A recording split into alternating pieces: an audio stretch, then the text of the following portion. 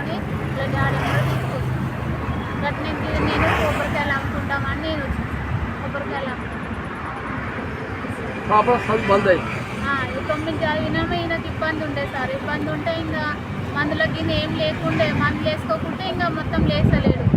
ఎట్లా అని కొంచెం సాయం చేశాను. మా పాప తీసుకొని వచ్చిన తర్వాత ఎగ్జామ్స్ రాపిస్తామని అట్లా చేసాను. సర్ణగిరిలో కొబ్బరికాయలు అమ్ముతాను. ఇప్పుడు ఏం కావాలనుకుంటున్నాం మీరు? ఏం చేస్తాను, నేను కొబ్బరికాయలు అమ్మంటే ఇక్కడ గుడికాడ అమ్మిన మొన్నటి దాకా అయితే అక్కడ అమ్మనిస్తలేరు. నాకేం ఈయన చెయ్యి కోసం ఏమన్నా సాయం చేయాలి. ఎవరన్నా పెద్ద మనుషులు ఉంటే సాయం చేయాలి సార్. సహకరించాలి. పక్షవాతం వచ్చింది, చెయ్యి లేసలే, మందులకు అవిటికి నడపడానికి ఆధారం చేయాలి సార్. మీరు ఏమన్నా చూపించాలి.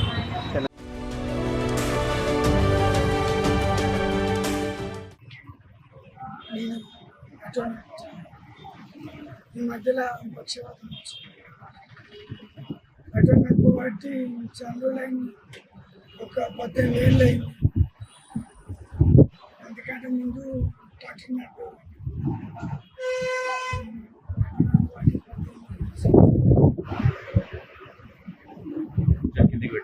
ఈ మధ్యలో పక్షవాతం వచ్చి చాలా బాధ అయింది.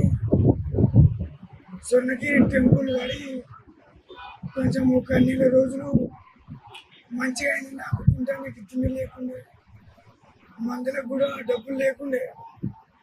ఒక నెల రోజులు కొబ్బరికాయలు అమ్ముకున్నాం. చాలా బాగా గడిచింది కాలం.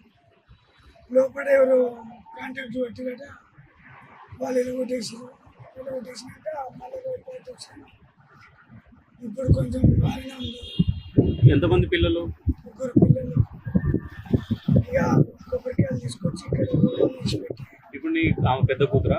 మా పెద్ద అమ్మాయి. ఆమె ఎందుకు ఉంటుంది నీతోనే? 9th క్లాస్ చదువుకుంది.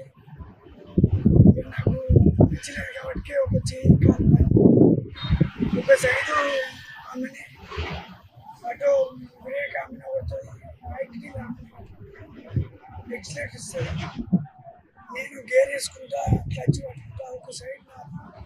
ఒక సైడ్ ఆమె. పాప స్కూల్కి పోతలేదా? స్కూల్ బంద్ అయిపోయింది. ఇప్పుడు స్కూల్ పోతే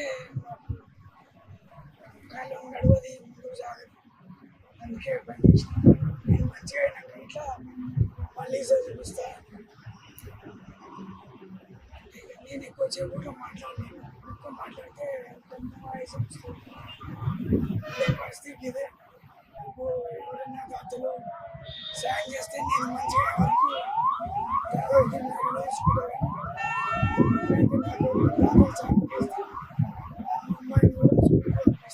త్వరలోనే వారి కష్టాలు తీరి ఊర్మిళ మళ్ళీ బడికి వెళ్లాలని కోరుకుందాం.